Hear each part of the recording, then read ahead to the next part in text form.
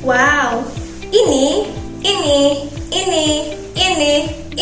dan ini semuanya bicara tentang Bapak Soeharto. Lebih enak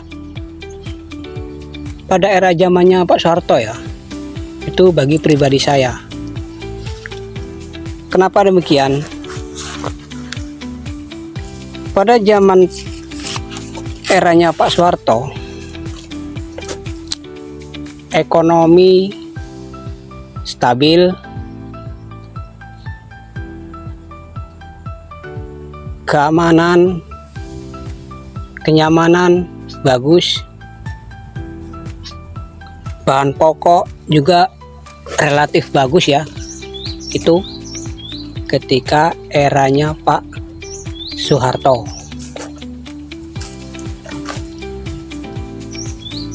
Saya berani mengatakan seperti itu karena saya adalah di era Pak Soeharto. Pokoknya untuk pertanian ya, pertanian di era Pak Soeharto, harga pupuk saja atau subsidi, kalau dulu bantuan, bukan subsidi ya, bantuan pupuk dari pemerintah, itu luar biasa, sangat luar biasa. Pupuk yang digelontorkan oleh pemerintahan era Soeharto itu sangat luar biasa. Bahkan para petani saja ini sampai pupuk nggak terpakai di rumahnya. Kenapa?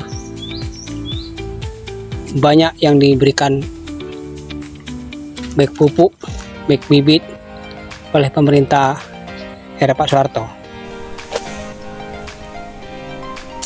Hai semuanya, duh serius amat nih nengok video Pak Tani. Nah, kenapa ya masyarakat di Indonesia itu, khususnya masyarakat tani, mereka lebih suka pasar perekonomian di zaman Bapak Soeharto daripada presiden sebelumnya dan juga setelahnya? Kita harus pikirkan dan harus cari solusi serta cari permasalahannya di mana. Mari kita lihat grafik perekonomian di Indonesia dari masa ke masa. Halo semuanya. Sebelumnya kita sudah melihat bagaimana kondisi grafik pertumbuhan perekonomian di Indonesia dari masa ke masa. Dan kita lihat bahwasanya pada masa Pak Soeharto, Indonesia mampu mencapai pertumbuhan ekonomi hingga 10%. Nah, pada saat tahun 1602 hingga 1942, Indonesia mengalami kerugian perekonomian yang sangat besar pada sektor pertanian, di mana pada saat itu Indonesia dieksploitasi baik perdagangan dan juga sumber daya alam oleh Belanda. Rakyat Indonesia juga diberikan gaji murah dengan kualitas kerja yang luar biasa. Nah, kalau dilihat-lihat ya, kita tahu bahwasanya sistem kapitalisme itu udah diterapkan dan dirasakan oleh masyarakat Indonesia sejak sebelum kemerdekaan. Nah, pasca kemerdekaan Indonesia dipimpin oleh Bapak Soekarno. Nah, pada masa Bapak Soekarno, Indonesia ini mengalami invasi yang luar biasa karena pada saat itu Indonesia dalam keadaan tidak stabil baik ekonomi, sosial, dan juga politik.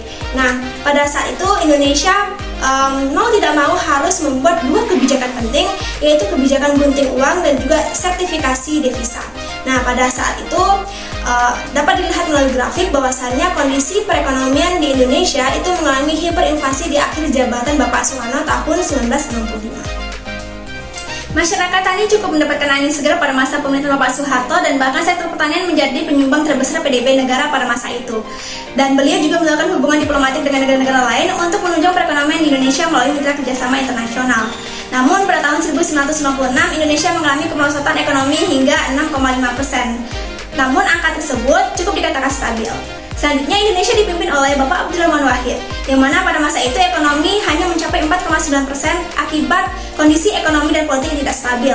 Selanjutnya Indonesia dipimpin oleh Ibu Megawati Soekarno Putri, yang mana perekonomian juga cukup tidak stabil dan bahkan masyarakat tani belum merasakan kebijakan ekonomi yang diterapkan oleh Ibu Megawati Soekarno Putri. Pada saat itu Indonesia sedang mengalami hubungan yang renggang dengan International Monetary Fund atau lembaga keuangan internasional.